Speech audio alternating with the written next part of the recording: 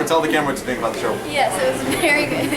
Very good. You heard it. Very good. Straight from the audience. Yes. Unbiased. Very Totally. good. Right here, direct A bunch of from people Life here would is be mad if she Fun. said something You've bad heard it, about folks. It was very good. What's that? We are recording, by the way. Just so you know, we are Like the way recording. he's doing it, I'm just like, it's like a.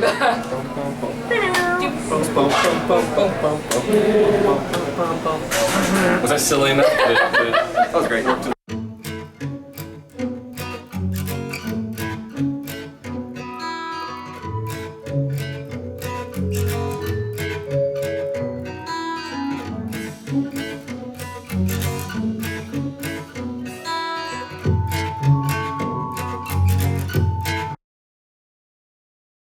Hey, Yes. For being the first test screening ever, we had a lot of good responses. What's funny is like we see it so many times and we don't realize the parts that are comical. After a while, it's like losing it. Yeah, We so see it it's happen, like and there's a lot of laughs. I was like, oh, that is funny. You know? Whoa! So should we do it or not? Yeah, let's do something about Okay. Hey guys, welcome to Life is Fun. This is Danny Adams yet again. This is the movie No Child. I got to go to the screening because I feel like all awesome.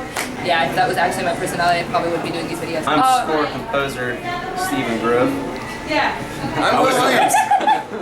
That's all I'm I the gotta say. director, Rob Underhill. They're also full of it. I'm actually Arvin Rugapet.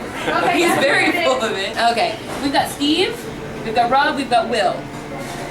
I did get those names right? That's right. Because I'm so in trouble if I Perfect. didn't. You got it. You nailed it. Alright, so let's go ahead and start with Mr. Will over here. And we're going to go over to Mr. Steve over there, and we're going to skip Rob for a minute. Steve in. I'm Will Williams. I was executive producer of No Child and also played the lead of Star. Bill Windsor.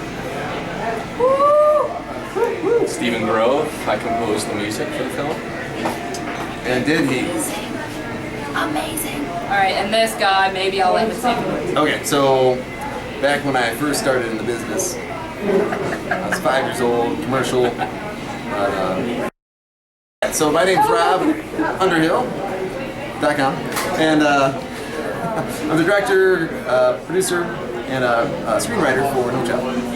And he's also giving me a editor. really hard editing job right now. I'm sorry, I'm talking like I know I can edit this later, and that's my You bad, totally- because you're going to be doing it. Yeah, he's... Sorry, guys. I hope your viewers enjoy this, whatever happens. I just went to the screening for No Child, and I thought it was absolutely phenomenal. And I wanted to hear from our lead. What was your favorite thing about filming? You like getting slapped, didn't you? He got slapped. Big slap. You can see the mark on his cheek. I'm trying to. The slap was definitely up there, but all the partying was fun.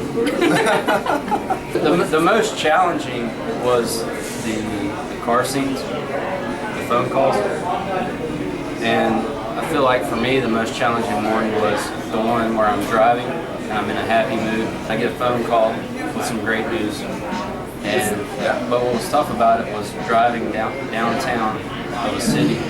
And part of the scene was I had to be able to pull over, so it was tough because multiple takes on a busy Saturday shot, being able to time it where I could actually pull over, because you're driving. It's all one long take. So you're driving down a busy street. Wow. 20 seconds. And you know how it is driving in the city, all these cars parallel apart.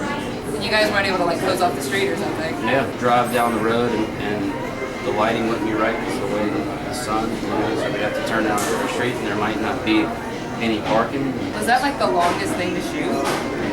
Well, they were gone a while. It was Like, just the cinematographer, Arvin Ragapati, and Will. That was it. So Arvin was shooting, and we were all taking our lunch break. It is actually a long take. As the editor, I can tell you that there was about, I don't know, it's probably 13 different takes. There's only one that really fit. But the funny part is that the best take, this one we used, the audio was messed up on. So the previous take was almost the exact same. So I tried to use that. It was a little funny, so we actually had to dub that whole thing. So This works that way. Behind the scenes stuff, you guys. A word from our musician over here. What was your favorite piece, or maybe scene to write a piece for? Well, I think, to me, when I first started writing music, I think I wrote something and I second-guessed myself a lot. If you remember coming over, there was the scene where he's cleaning his car, and it's a montage that's kind of like the arc of the character where he kind of turns his life around and starts to try to do better. And I doubted myself so many times on that because I thought it was too overblown and too much. But what's funny is I went a full circle, which is usually what I do. I started there and I did about 5 other ideas and came back around, and it actually became kind of the soul of the score. And the main themes are in there, and I kind of expanded the score outward from there, because I kind of saw that as the most important moment for the film. There's a lot of these movies where the alcoholic cleans up all the bottles, and then that's of course now we're programmed to understand that's just the prelude to getting drunk again and trying to be in a Denzel Pulls Washington. out another bag. What's the Denzel Washington movie where he's Flight? Is that it? Yeah. Oh, I didn't see Flight yet. He cleans up a whole farm full of bottles, a barn, a house, everything. It's like a giant farm of bottles. Man on Fire too. But And you think he's gonna get better, but not at all. So in a way, I like that a lot of the elements, the music, everything played with expectations, and in a way, and this actually is really a defining moment for him. Even though he falls off the wagon a little bit more, he's really on the right path. The music helps the audience receive this, in the proper way. And earlier we were sort of jamming to a kind of beat of the music earlier. His music was so powerful that I really feel like it nailed every point that needed to come across to the audience. Arvin was kind of talking about it a little bit, how you set up a scene and you get it on film and it's rock solid or whatever, but then it needs to be polished. And the polishing from the music actually just drove it home. Which I haven't even mentioned this yet. A lot of my buddies that I invited came up to me and they said, that was phenomenal. And when you know something's good is when each person comes up to you and the song that sticks out to them is a different song. if I could just, slight comment from the cameraman, may I just pay my compliment that the last car scene where he brings out the bag from the glove compartment, that was great work. I mean, the anticipation was like, is he really going to be going back into it? Is he really going to do it again? What's the intention?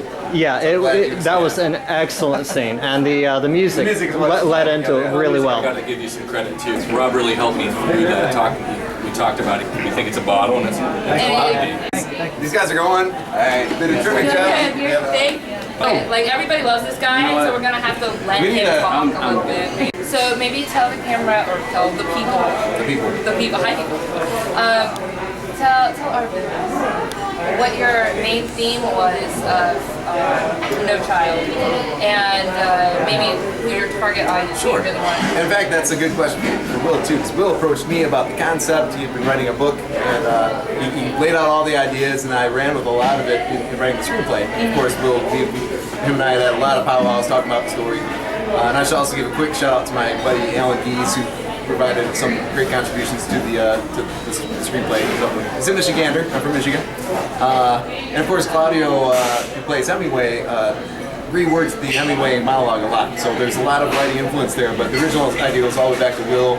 Started to me about how life will make sense if he can understand what he's reading and understand people and things. It's really about understanding, growing up, becoming an adult, but not just an adult. It's like Will was saying, you could spend your 20s on up just existing, but about like thinking and being a part of the lives of your loved ones and yourself, really. I feel like that age is crucial because when you're in that struggle, it's easy to coast for the next 60 years of your life. And that really, our cameraman is raising his hand. If he's really asked for something particular, sure. They're trying to play. We're doing some score music to your speech. But when you're growing up, you always have something to shoot for. It's like, okay, next year I'm going to middle school. In middle school I'm going to be able to play middle school sports. Next year I'm going to high school. You know what? Next year I get my driver's license. Oh, I can't wait till I'm 18 years old. Oh, 21, I can drink alcohol. And then after that, there's like nothing to shoot for. And it's kind of like you feel like I was always under the assumption that, okay, once I got out of school, everything will fall into place.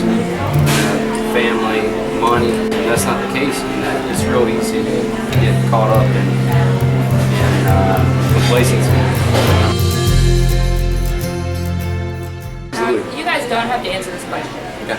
But you know that my channel, or at least you know, and you guys are learning, that my channel is Life is Fun. And what I like to do is support people who follow their dreams and encourage people to follow their dreams. I think that's very important. You guys know I didn't come from the easiest background, and it was really difficult for me. I wanted to be an actor since I was 3, and I didn't get to start till I was 18. I felt like I lost a lot of time. I feel like I managed to keep myself going because I set goals. Set goals. As you grow up, I want to be 18, I want to be 21. Well, I set other goals. I said, like right now, my goal, and this is voiced to the camera, so this is official. My goal is at 27, I want to be a producer. I want to have my own LLC. This is my goal.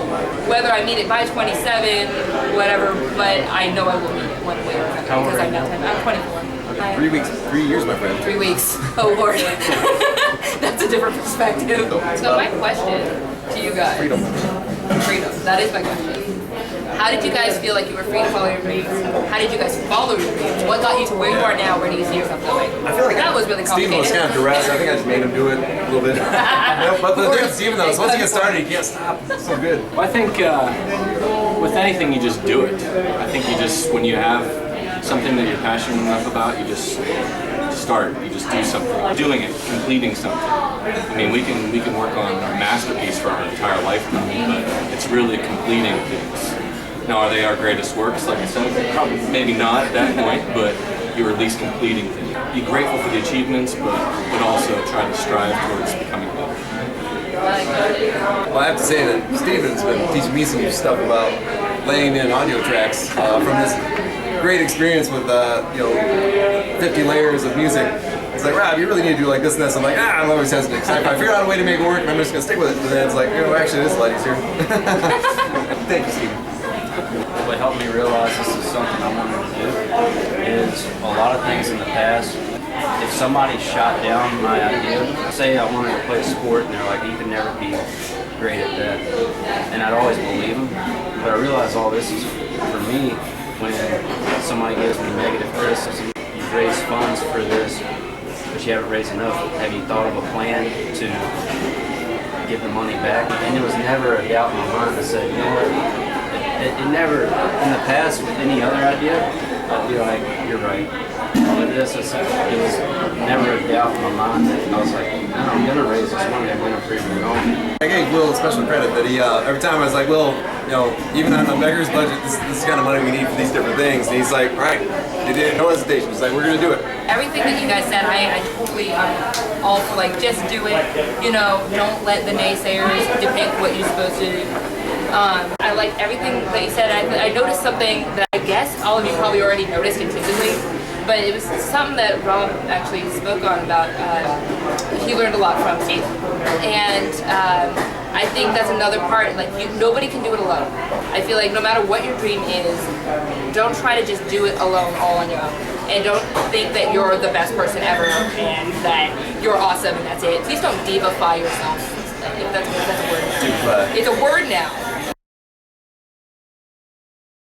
Okay, don't do it. Stevify. You can Stevify, but don't divify. I don't even know what that means. What does that even mean? The willingness to learn from others. Will, that's his name. You can learn, seriously, I feel like you can learn something from every single person, no matter, just like Will in the story learns from Hemingway, the mom. Yeah. Come on through. Oh, come on through, everybody. I want to say bye. Oh, by all means. Yeah, come on. Awesome. Thank you for coming. Absolutely. You can always learn something from somebody, even if it's a matter of what not to do. That's right. It's true. It was fabulous to be able to come here. It's great to be able to be on your show. Thank you. I'll have fun editing. Thank you for joining us on Life is Fun, and I hope you guys have a fabulous life. Continue following your dreams. It'll be awesome. Dream. I told you before, we're going to get handy.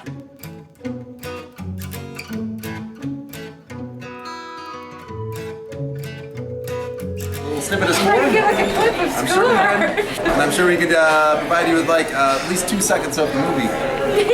It's like a flash of the whole movie in 2 seconds. You wouldn't know. You're an 8-year-old.